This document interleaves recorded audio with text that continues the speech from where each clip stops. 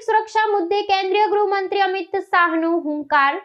કાશ્મીર પૂર્વોત્તર અને નક્સલવાદ પ્રભાવિત વિસ્તારોમાં આતંકનો અંત લાવી શાંતિ સ્થાપવામાં મળી સફળતા।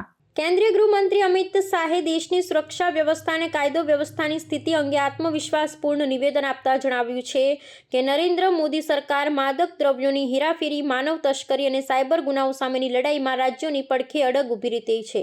તેમણે ભાર મૂક્યો હતો કે સંગઠિત ગુનાખોરીને નાબૂદ કરવા માટે કેન્દ્ર સરકાર રાજ્યોને તમામ ટેકનિકલ અને વ્યૂહાત્મક સહયોગ પૂરો પાડી રહી છે। ગૃહમંત્રીએ સ્પષ્ટ કર્યું હતું કે સુરક્ષિત ભારતના નિર્માણ માટે કેન્દ્ર અને રાજ્ય સરકારોનું સંકલન અનિવાર્ય છે ને વર્તમાન સરકાર આ દિશામાં મક્કમતાથી આગળ વધી રહી છે। દેશ સામેના મુખ્ય સુરક્ષા પડકારોનો ઉલ્લેખ કરતા અમિત શાહે જણાવ્યું છે કે અગાઉ ભારત સામે 3 મુખ્ય સમસ્યાઓ હતી: ડાબેરી ઉગ્રવાદ, નક્સલવાદ, જમ્મુ કાશ્મીરમાં આતંકવાદ અને ઉત્તર પૂર્વ ભારતના બળવાખોર સંગઠનો।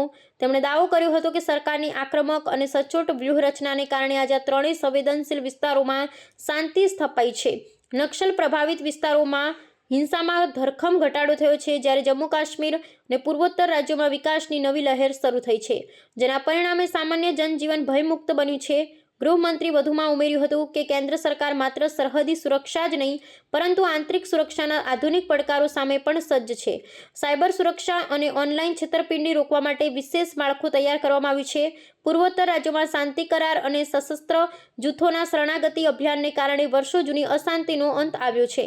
તેમણે ખાતરી આપી હતી કે વડાપ્રધાનના નેતૃત્વમાં ભારતના ટૂંક સમયમાં આંતરિક સુરક્ષા ક્ષેત્રે સ્વનિર્ભર અને અત્યંત સુરક્ષિત રાષ્ટ્ર તરીકે ઉભરી આવશે। મિત્રો, आज जब आप जा रहे हैं तब कुछ साल पहले देश में 3 बड़ी चुनौतियां थी कानून और व्यवस्था की।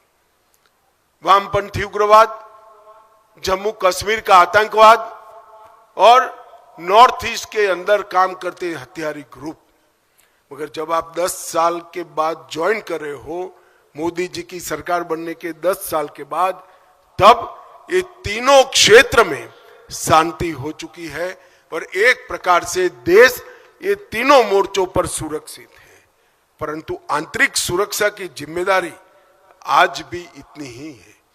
नशा की तस्करी, मानव तस्करी, साइबर अपराध और एक्सटोर्शन करने वाले संगठित अपराध नेटवर्क, ये 4 चुनौतियों को हरियाणा पुलिस ने आने वाले दिनों में ढंग से निपटना पड़ेगा और आपका नेतृत्व इसके लिए कमर कस कर तैयार है। आपने नेतृत्व के हाथ मजबूत करने पड़ेंगे और ये चारों चुनौतियों को पहुंचने के लिए भारत सरकार के गृह मंत्रालय ने भी प्रधानमंत्री नरेंद्र मोदी जी के नेतृत्व में एक बहुत बड़ी तैयारी भी की है और राज्यों के साथ हम चट्टान की तरह खड़े हैं। इस सारी चुनौतियों का सामना आप सब लोग निश्चित रूप से कर पाओगे। आप नए भारत के युवा पुलिस कर्मी के रूप में आज आपके जीवन की शुरुआत करने जा रहे हैं। मैं हृदय से फिर से एक बार आप सभी को बहुत बहुत शुभकामनाएं देता हूं।